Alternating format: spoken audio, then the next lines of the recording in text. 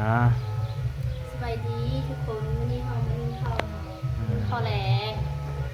กำลังหนึ่งข้าวแรงกำลังจกข้าวเย็นพี่น้องเลยจกข้าวเย็นใส่กำลังหนึ่งข้าวบรรยากาศบ้านนอกบ้านนาเฮาอยู่เฮือนอยู่ซานหนึ่งแบบบ้านนอกพี่น้องหนึ่งเตาถ่านเนาะนี่ผู้สาวลาวเพิ่นมาอันหนึ่งข้าวให้กินเพิ่นโสดได้นี่โสดบ่เจ้านะ สดพัวติดมีพัวแต่บ่มีผล กำลังจกข้าวเย็นใช่พี่น้องเลยบรรยากาศยามแรงโว้นพุ่นน่ะเนี่ยต้นคามตรงไหนตรงหน้าเป็นเมื่อสงกรานต์เนาะวันที่15 เดือน 4 2025เห็นว่ากระทาย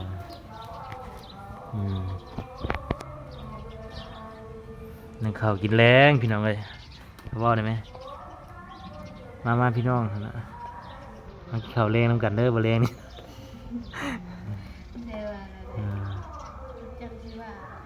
กับน้องข่าวสาวหลวงพระบางสาวลาวหลวงพระบางเนาะกำลังหนึ่งข้าวหนึ่งน้ำจกข้าวเย็นนี่ไง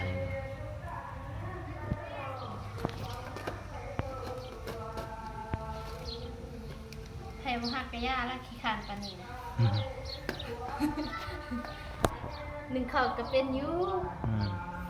เด้ข้าวเต็มหวดเลยพี่น้อยนี่โอ้มันเตาถ่าน อันนี้มันบกควันได้เอาหนึ่งเตาถ่านมันบกค่อยควันปานใดนี่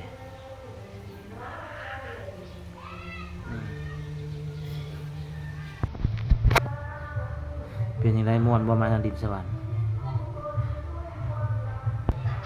เป็นยังไงม่วนบ่มาลินสวรรค์ ก็ม่วนอยู่แต่บ่ได้ไปใส่อยู่แต่เฮือน คือที่เพื่อนบ่ได้ไปเที่ยวบ่ บ่ เออผู้บ่าวบ่พาไปเที่ยวบ่ผู้บ่าวบ่พาไปเที่ยวบ่ บ่แม่นเก็บตัวน่ะ บ่ เก็บตัวไปเฮ็ดเวียก โอ้เจ้าหนาววะเจ้านาง บ่นะใครมักนั่งแบบนี้ อ๋อจะผู้งามเนาะ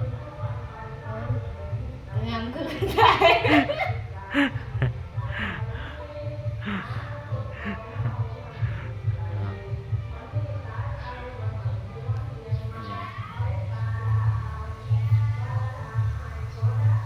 นั่นนี่บ่ล้มนั่นนี่หนึ่งง่าย